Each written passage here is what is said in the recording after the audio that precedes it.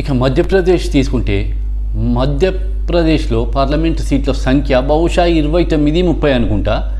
పోయినసారి BJP sweep out చేసింది.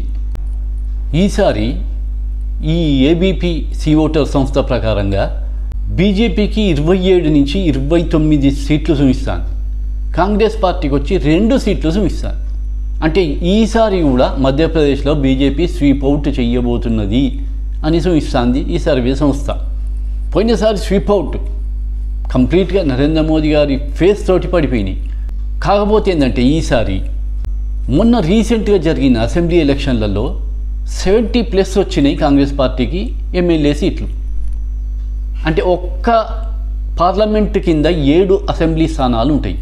ఈ లెక్కన తీసుకున్నా కూడా దాదాపుగా 10-11 సీట్లు కాంగ్రెస్ పార్టీకి ఎంపీ సీట్లు వస్తాయి ఈసారి మధ్యప్రదేశ్లో.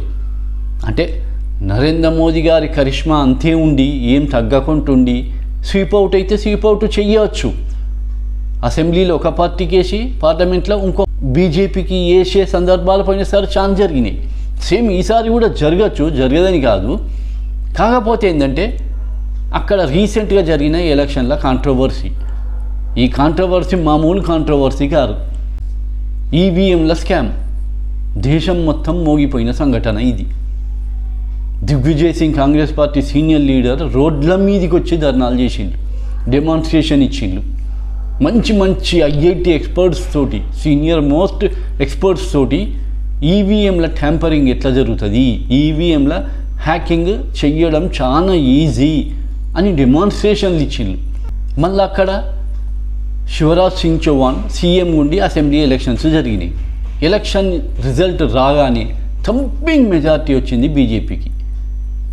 ఏ సర్వే కూడా ఇప్పుడు చెప్పే సి ఓటర్ సంస్థ చెప్పే సర్వే కూడా కాంగ్రెస్ పార్టీ గవర్నమెంట్ ఫామ్ చేస్తుంది అని చెప్పింది. అట్లాంటిది ఉల్టా అయిపోయింది. బీజేపీకి థంపింగ్ మెజార్టీ వచ్చింది. మామూలు మెజార్టీ కాదు, అది 165 అనుకుంటే అసెంబ్లీ స్థానాలు వచ్చినాయి. జనరల్గా చూస్తే వివిధ రిపోర్టర్లు పోయి అక్కడ వేల మందిని అడిగింది, ఒక్కొక్కరు 1000 మందిని, 2,000 మందిని, అట్లా లెక్కలేనంత మంది రిపోర్టర్లు పోయి పబ్లిక్ను ఎలక్షన్లకు ముందు ఏ పార్టీకి ఓటేస్తారు అని చెప్తే 80% కాంగ్రెస్ పార్టీ గెలుస్తుంది, బీజేపీ ఓడిపోతుందని 80% వేసింది. 80% చెప్పింది. అట్లాంటిది కంప్లీట్గా ఉల్టా అయిపోయి అది కూడా మెజార్టీ మామూలు మెజార్టీ కాదు, భయంకరమైన మెజార్టీ తోటి బీజేపీ వచ్చింది. ఈవీఎంల స్కామ్ అని చెప్పి మొత్తం దేశం మొత్తం మోగిపోయిన విషయం ఇది. ఈ సందర్భంలో మళ్ళా కూడా 28 సీట్లు వస్తాయని ఈ సి ఓటర్స్ చూపిస్తాను. కాంగ్రెస్ పార్టీకి వచ్చిన అసెంబ్లీ స్థానాలను బట్టి చూస్తే కూడా 70+ వచ్చినాయి. దాదాపుగా 10-11 పార్లమెంట్ సీట్లు రావాలి ఈసారి. ఇంత కాంట్రవర్సీ.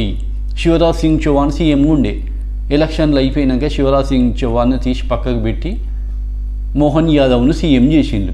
ఈ వ్యతిరేకత కూడా భయంకరంగా ఉన్నది మధ్యప్రదేశ్లో, మామూలుగా కాదు. ఇక ప్రజలలోనైతే కోపాన్ని పట్టలేని పరిస్థితి ఉన్నది.